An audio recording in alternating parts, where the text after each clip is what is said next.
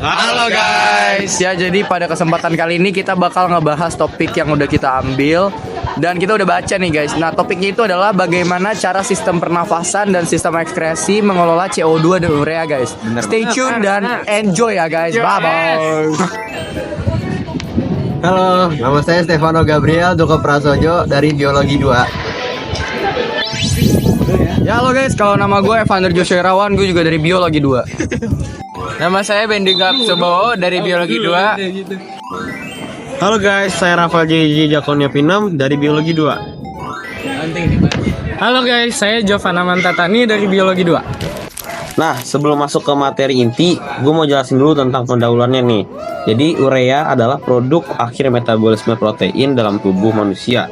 Proses metabolisme ini melibatkan hati yang memecah protein menjadi asam amino, dan kemudian nitrogen dari asam amino diubah menjadi urea di dalam hati.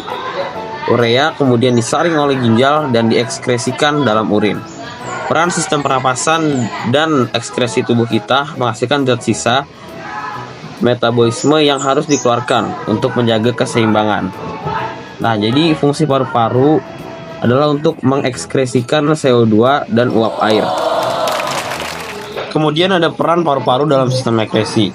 Peran utama adalah ekskresi CO2, pertukaran gas yang terjadi di alveolus dan keluar dengan cara menghembuskan nafas, memiliki fungsi untuk mengatur keseimbangan pH darah. Jadi aku akan menjelaskan peran ginjal. Jadi ginjal ini membantu dalam menjaga keseimbangan pH darah yang terkait erat dengan konsentrasi CO2. Ketika kadar CO2 tinggi, darah menjadi lebih asam, sehingga ginjal akan meningkatkan pengeluaran ion hidrogen dan menyimpan ion bikarbonat untuk menetralkan asam dalam darah. Proses ini membantu menjaga stabilitas pH tubuh bersama dengan fungsi paru-paru. Hati memproduksi urea dari amonia melalui siklus urea. Kemudian urea dilepaskan ke dalam darah sebagai limbah nitrogen. Ginjal menyaring urea dari darah dan mengeluarkannya melalui urin. Nah, kemudian saya akan menjelaskan tentang hubungan paru-paru dan ginjal dan cara mereka bekerja sama. Jadi, paru-paru dan ginjal bekerja sama secara dinamis untuk menjaga keseimbangan asam basa atau pH dalam tubuh. Paru-paru berperan utama dalam mengatur karbon dioksida atau CO2 dalam darah. CO2 ini merupakan asam lemah yang dapat bereaksi dengan air dan membentuk asam karbonat. Asam karbonat kemudian dapat terurai menjadi ion hidrogen dan ion bikarbonat.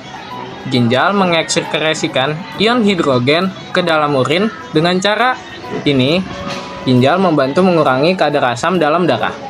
Ginjal juga berperan dalam reabsorpsi bikarbonat dari filtrat glomerulus. Bikarbonat juga berfungsi sebagai buffer, yaitu zat yang dapat menetralkan asam. Dengan cara ini, ginjal membantu menjaga keseimbangan asam basa dalam darah. Nah jadi sekarang aku bakal ngejelasin mengenai gejala yang bakal terjadi jikalau asam di dalam tubuh itu nggak diseimbangin oleh paru-paru dan sistem ekskresi lainnya. Jadi hal yang terjadi tuh bakal kena gejala asidosis. Jadi asidosis itu adalah kondisi ketika asam menumpuk di dalam tubuh menyebabkan pH darah turun di bawah 7,35, yang sebenarnya normalnya itu pH darah adalah 7,4. Jadi penurunan ini dapat membuat darah menjadi lebih asam. Nah, ketika karbon dioksida menumpuk di dalam darah, pH darah tuh bakal turun sehingga darah menjadi lebih asam. Paru-paru biasanya akan berusaha mengeluarkan lebih banyak CO2 dengan meningkatkan laju pernafasan. Namun, jika ada gangguan serius pada paru-paru, mungkin cara ini tidak cukup efektif ya guys. Nah, jika asidosis tidak ditangani, kondisi ini dapat mengubah struktur paru-paru dan memperburuk penyakit paru-paru yang sudah ada. Nah, kemudian ginjal juga bakal ngebantu mengatasi asidosis dengan cara membuang lebih banyak ion hidrogen dan menyerap kembali bikarbonat untuk menetralkan keasaman. Tetapi, jika asidosis cukup parah, ginjal mungkin tidak dapat menangani beban kerja yang meningkat. Asidosis yang berlangsung lama bisa merusak tubulus ginjal dan mengganggu fungsi penyaringan ginjal. Jadi gitu guys. Nah, kemudian ada solusi yang dapat diberikan bagi para penderita asidosis nih. Hal yang pertama yaitu dilakukan pemberian obat-obatan seperti bronkodilator, antibiotik, kortikosteroid, dan diuretik. Pemberian obat-obatan ini menyesuaikan dengan penyebab asidosis yang mendasarinya.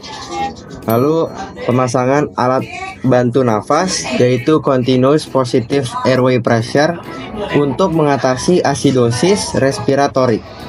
Yang selanjutnya yaitu pemberian natrium bikarbonat tambahan melalui injeksi intravena bila asidosis disebabkan oleh rendahnya kadar natrium bikarbonat. Oke. Sebagai kesimpulan dari materi kita, sistem pernafasan dan ekskresi memiliki peran yang sangat penting dalam menjaga keseimbangan pH tubuh. Keduanya bekerja sama secara sinergis untuk mengatur kadar asam dan basa dalam darah. Paru-paru berperan dalam mengatur kadar karbon dioksida yang merupakan asam. Dengan mengatur laju pernafasan, paru-paru dapat membantu menurunkan kadar asam dalam darah. Dan ginjal berperan dalam mengatur keseimbangan asam basa dengan cara mengekskresikan ion hidrogen dan mereabsorpsi bikarbonat.